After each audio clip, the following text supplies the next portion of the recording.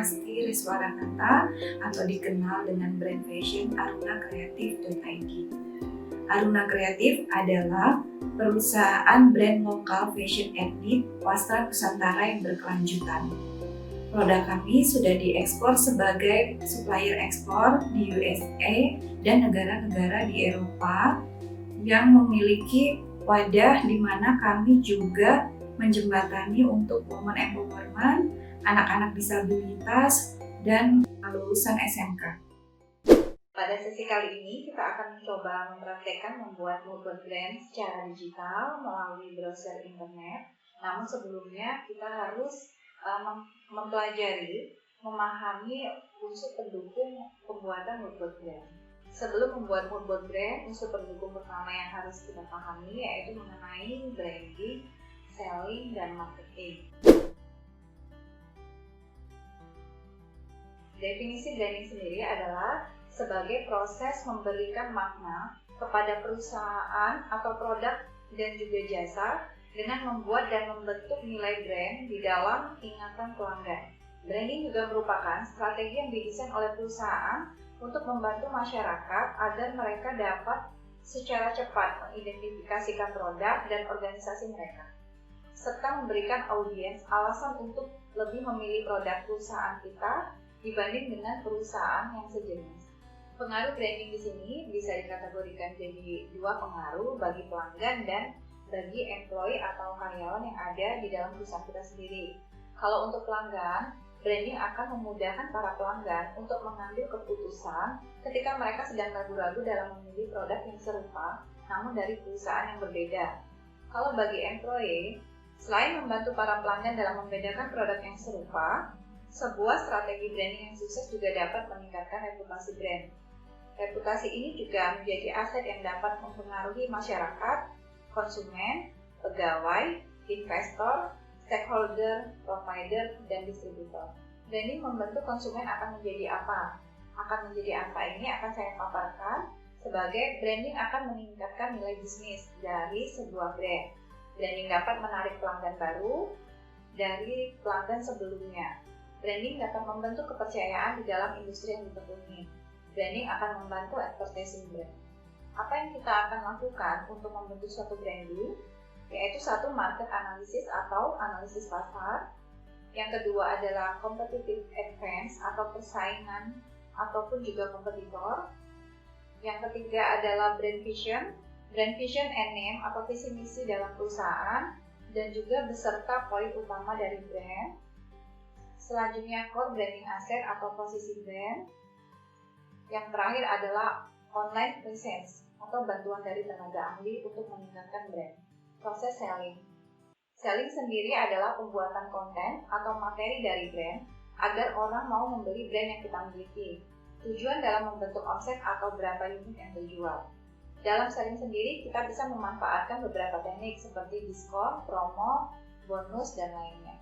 Selling proses di sini yang pertama adalah prospecting atau sasaran target market. Sasaran termasuk dalam segmen pasar yang menjadi target bisnis dari brand kita. Yang kedua adalah ideal customer. Setelah prospek ditemukan, staf penjualan mengklasifikasikannya sebagai prospek yang memenuhi syarat atau tidak berdasarkan apakah prospek akan tertarik untuk mencoba atau membeli produk kita. Ini dilakukan dengan memfilter klien yang mampu membeli produk, membutuhkan produk, dan ingin segera melakukan pembelian produk. Yang ketiga adalah presentasi produk. Penjual menggunakan informasi yang dikumpulkan selama fase pendekatan dan memperbaikinya untuk membuat presentasi penjualan yang bersifat pribadi bagi klien. Presentasi ini biasanya dilakukan selama pertemuan tatap muka ataupun orang-orang di mana menjadi perwakilan penjualan yang akan mendemonstrasikan cara kerja penawaran dan bagaimana hal itu memenuhi poin kesulitan pelanggan. Yang keempat, penjualan ataupun selling. Setelah prospek mengetahui produk atau layanan secara jelas, pelanggan beralih ke pembelian penawaran. Penjual membantu klien dengan setiap langkah untuk menutup kesepakatan pembelian. Yang kelima, after sales service. Setelah penjualan, penjual memastikan bahwa pelanggan puas dengan pembeliannya Dan untuk melakukan itu, penjual melakukan tindak lanjut secara berkala dengan klien. Bisa langsung ditanyakan dengan klien apakah produk yang dibeli itu sesuai dengan yang klien inginkan. Yang terakhir adalah deal produk. Setelah membahas branding, selling, selanjutnya kita akan membahas tentang marketing. Marketing, poin yang dihasilkan dari pembahasan marketing sebenarnya adalah konsumen mendapatkan apa dari produk yang kita tawarkan. Marketing ialah usaha untuk merangsang kebutuhan konsumen terkait produk yang sedang ditawarkan. Walaupun awalnya mereka merasa tidak membutuhkannya, dengan marketing yang tepat membuat produk yang ditawarkan jadi lebih dibutuhkan. Namun dalam kegiatan marketing juga disesuaikan dengan kebutuhan atau permintaan dari pasar. Marketing terdiri dari marketing offline dan marketing online. Marketing offline di sini bisa 1. Melakukan discovery, 2. Strategi, 3. Implementasi, dan 4. Measurement. Untuk marketing online ada 4 step di sini. Yang pertama adalah menemukan audiens yang akan menjadi target pasar kita ataupun target pasar produk kita. Yang kedua, membuat konten untuk menjelaskan beberapa produk kita melalui konten-konten secara online. Step ketiga itu build a list atau membuat daftar calon target pasar kita. Step keempat, melakukan selling dan optimasi. Moodboard adalah komposisi gambar yang dibuat sebagai referensi untuk menentukan ide desain yang akan dibuat. Moodboard juga merupakan pengaturan gambar, bahan, dan potongan teks yang akan dibuat perencanaan dengan maksud untuk memproyeksikan gaya dan konsep tertentu. Tujuan dari pembuatan moodboard adalah untuk menentukan tujuan, arah, dan panduan dalam membuat karya cipta bertema, sehingga proses kreativitas yang dibuat tidak menyimpang dari tema yang telah ditentukan. Memberi guide desain yang jelas yang akan digunakan, membantu mengekspresikan objek yang ada di dalam pikiran, dan memfokuskan ide dan membantu mendefinisikan proyek. Fungsi moodboard yang pertama adalah memberikan rekaan desain komunikasi antara pihak desainer dengan klien dalam proses awal desain. Yang kedua, mengorganisir ide. Yang ketiga, memberikan kesempatan untuk bereksperimen. Hal yang ditaruh di moodboard tidak harus berupa final ide atau ide final, tapi dapat dikembangkan lebih jauh lagi ke arah produk yang lebih matang atau produk yang akan kita tuju dan kita hasilkan. Jenis moodboard di sini 1. Moodboard inspirasi. Moodboard inspirasi lebih menekankan pada sumber inspirasi dan objek yang akan diaplikasikan ke desain nantinya. Yang kedua adalah moodboard lifestyle. Moodboard lifestyle lebih menekankan pada tempat tinggal, make up, tas, parfum, dan tempat hangout. Yang ketiga, moodboard target market. Moodboard target market lebih menekankan pada sifat atau karakter, tempat tinggal, demografis, dan pendidikan. Yang keempat, moodboard brand. Moodboard brand lebih menekankan untuk menunjukkan image apa yang ingin ditunjukkan oleh brand yang akan dibuat. Manfaat mood brand ada 4. Yang pertama, 1. Inspiration. Moodboard brand akan menerjemahkan inspirasi awal, hasil akhir dari sebuah brand dan produk. Kedua, affirmation. Jika kita sudah yakin kita sebagai brand, moodboard brand akan menegaskan dan mendukung identitas merek yang dibuat. Ini juga akan membantu menerjemahkan konsep seperti budaya dan nilai-nilai hal yang menjadi nyata seperti desain pada umumnya. Yang ketiga itu adalah guidance. Sebuah moodboard yang mencerminkan merek dengan akurat dapat menjadi panduan untuk tetap fokus pada identitas merek kita sendiri. Membuat logo, kartu bisnis, atau situs web, dan juga materi pemasaran kita lainnya. Jadi di sini bisa sebagai pencerminan merek dari brand yang kita buat. Yang keempat, communication atau komunikasi, di mana sebuah moodboard brand memastikan bahwa desainer, pemilik pemangku kepentingan dalam sebuah perusahaan, dan juga berbagai tim dari sebuah perusahaan mengerti akan visi misi dari brand itu sendiri dan akan bisa terwujud dalam satu moodboard brand. Langkah pertama membuat brand yaitu 1. Inspirasi. Hal pertama yang perlu dilakukan adalah untuk brainstorming atau mencari inspirasi. Jika sudah memiliki bayangan tema atau konsep seperti apa yang ingin diraih, maka kita bisa langsung menuju ke langkah kedua, Namun jika masih belum mempunyai ide atau bayangan tentang hasil akhir yang ingin diraih, maka kita perlu mencari inspirasi dulu. Inspirasi bisa ditemukan dari mana saja, misalnya dari sekitar kita, dari lokasi yang terdekat dari kita, atau posisi kita saat ini, ataupun tempat-tempat yang sering kita kunjungi. Bisa juga mencari inspirasi dari internet, berselancar di internet melalui YouTube dan Pinterest. Langkah kedua adalah colors. Apa warna mendefinisikan merekmu? Pikirkan dulu di luar warna kemasan kita sebelumnya atau yang kita bayangkan agar bisa penyampaian secara emosi itu sama dengan merek yang akan kita buat. Maka dari itu kita harus benar-benar memperhatikan palet warna atau komposisi warna yang akan dipilih untuk warna dominan brand, karena secara tidak langsung mulai dari hal kecil seperti pemilihan warna pun bisa mempengaruhi perilaku dan kepercayaan konsumen kepada brand yang kita akan buat. Contohnya adalah warna biru.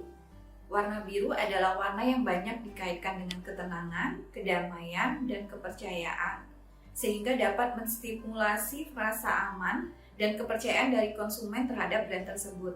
Langkah ketiga adalah balance atau keseimbangan. Terlalu banyak pencitraan dapat membingungkan arah tujuan dari sebuah brand. Namun kalau terlalu sedikit pun tidak akan memberikan arah dan informasi yang memadai untuk brand tersebut. Kunci untuk menemukan keseimbangan adalah dengan memulai dengan lebih banyak hal, kemudian menyingkirkan hal-hal yang tidak sesuai dengan kriteria brand kita selanjutnya. Bisa berawal dengan fashion saja contohnya, ataupun dengan produk turunan fashion seperti aksesoris dan lainnya. Namun seperjalanannya nanti dari brand kita akan menemukan mana yang akan menjadi concern brand kita itu sendiri. Yang keempat adalah target market atau sasaran pemasaran kita. Siapa target demografis brand kita?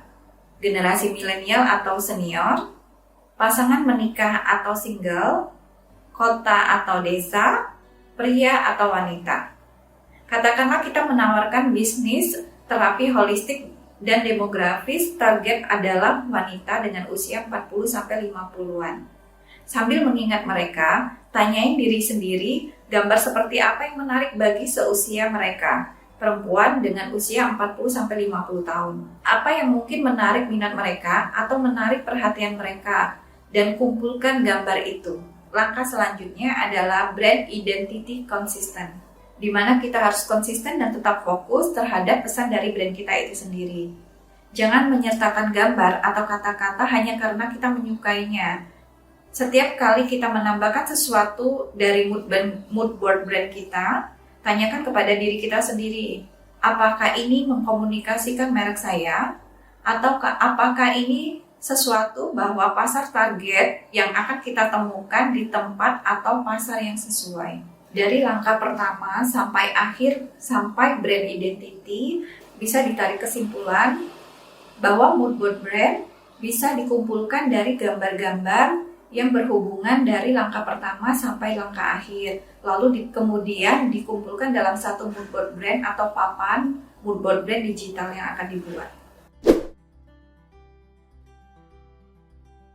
Sesi kali ini kita akan mempraktekkan membuat mood board brand secara digital.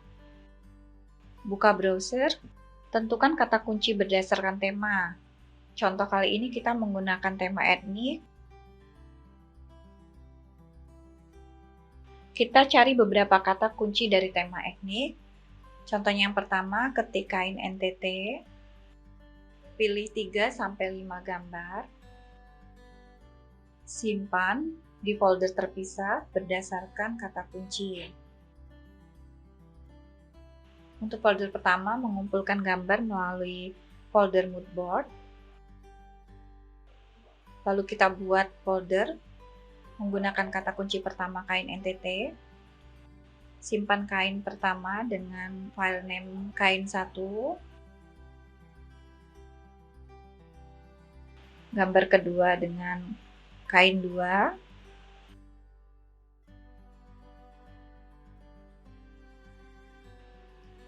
Simpan gambar ketiga dengan kain 3. Gambar keempat dengan kain 4. Kita ketik kembali kata kunci kedua dari tema etnik, rumah adat, NTT. Pilih 3-5 gambar, lalu simpan di folder terpisah. Simpan gambar pertama dengan nama rumah 1,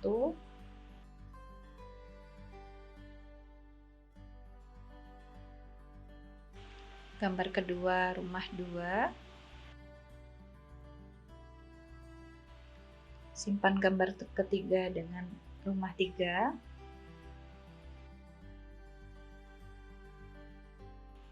gambar keempat rumah 4. Lalu ketik kata kunci ketiga yang bertema etnik, tenun, NTT. Pilih 3-5 gambar kembali. Lalu simpan di folder terpisah sesuai dengan kata kunci. Folder ketiga, tenun. Simpan gambar pertama dengan nama tenun 1.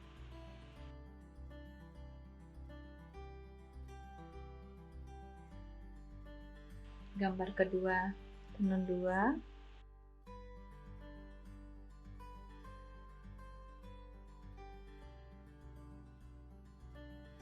Lalu pilih gambar ketiga. Simpan gambar ketiga dengan nama tenun 3.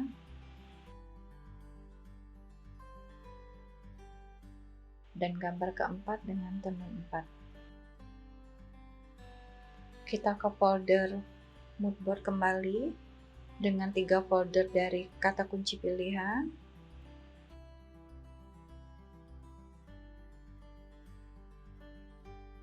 Lalu pilih gambar, masukkan ke folder pilihan.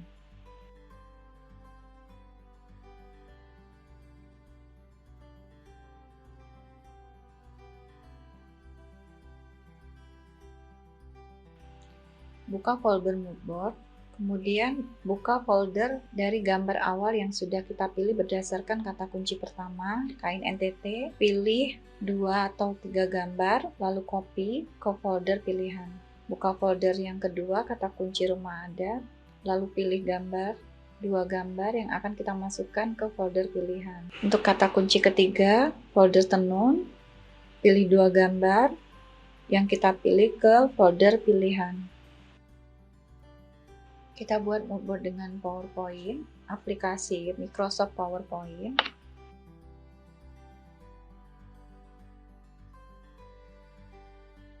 Kita buka blank presentasi atau halaman kosong dari PowerPoint, lalu masukkan semua gambar pilihan ke halaman PowerPoint atau ke blank presentation. Di copy lalu disusun. Untuk langkah awal, disusun secara acak terlebih dahulu.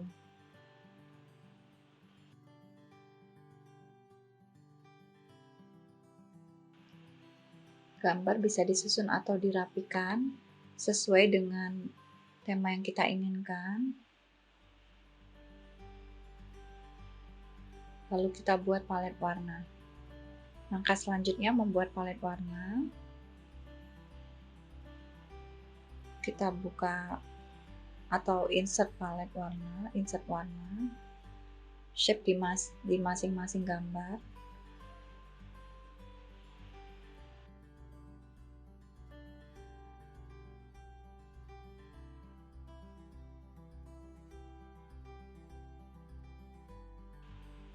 Di copy, di paste di belakang gambar. Palet warna diciptakan dari gambar-gambar pilihan yang sudah kita kumpulkan atau sudah kita pilih. Diletakkan di belakang gambar. Kita bisa mengambil palet warna dari gambar pilihan masing-masing. Mengambil warna dari gambar pilihan kata kunci awal, 3 kata kunci awal. Diambil warna dominan dari gambar.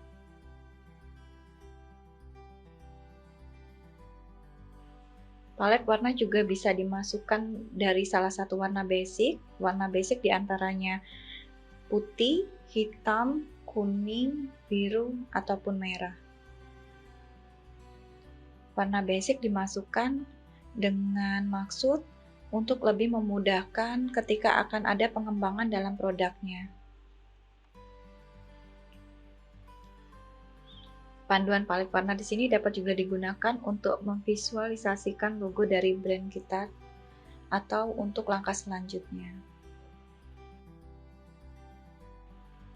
Buat halaman baru untuk memindahkan palet warna,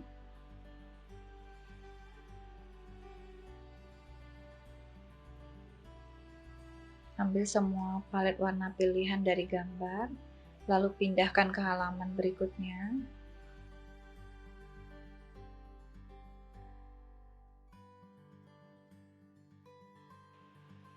Bisa disusun langsung, namun di sini bisa dirapikan sesuai dengan karakteristik dari brand kita. Namun palet warna biasanya di mood board disusun dengan ukuran yang lebih kecil.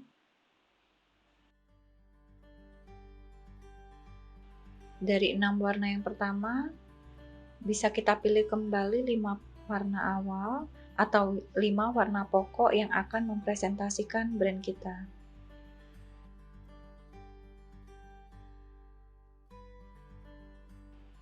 Ambil gambar yang sudah ada di halaman sebelumnya untuk membuat mood board brand yang ada di halaman terbaru. Ambil gambar pilihan, boleh semua ataupun boleh maksimal 5 gambar agar bentuk mood board brand lebih rapi. Mood board brand bisa dirapikan kembali sesuai dengan yang kita inginkan agar lebih terlihat visualisasinya dengan baik.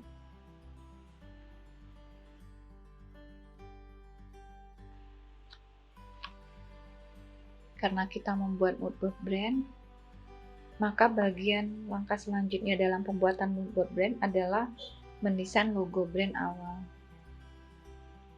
Buatlah logo dari brand yang sesuai dengan target market produk Anda. Boleh dengan lingkaran ataupun dengan persegi. Namun logo yang akan kita buat di awal adalah logo yang mempresentasikan brand dan produk kita. Komposisikan proporsi warna dari palet warna yang kita sudah pilih ke dalam logo brand kita.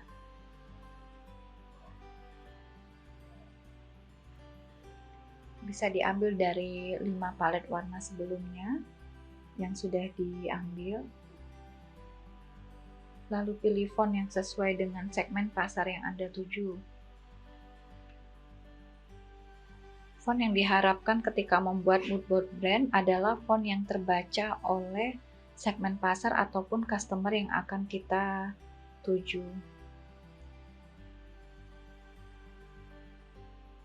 Baik itu font Latin ataupun font kapital.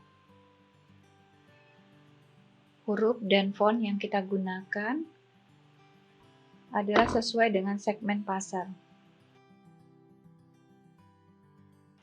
Di dalam mood board brand, kita juga memberikan deskripsi dari brand yang kita buat, yaitu brand yang mendeskripsikan brand kita seperti apa, dan juga bisa ditambahkan dengan materi produk apa yang akan kita hasilkan, yang akan mempresentasikan dari sebuah brand yang kita buat. Di sini, contoh yang kita buat adalah Aruna. Dideskripsikan Aruna adalah brand fashion etnik dengan menggunakan kain-kain tenun lokal yang berasal dari NTT. Untuk mood board awal bisa dipresentasikan seperti halaman ini, dan untuk selanjutnya akan dipresentasikan lebih juga bisa secara produk ataupun gambar kembali.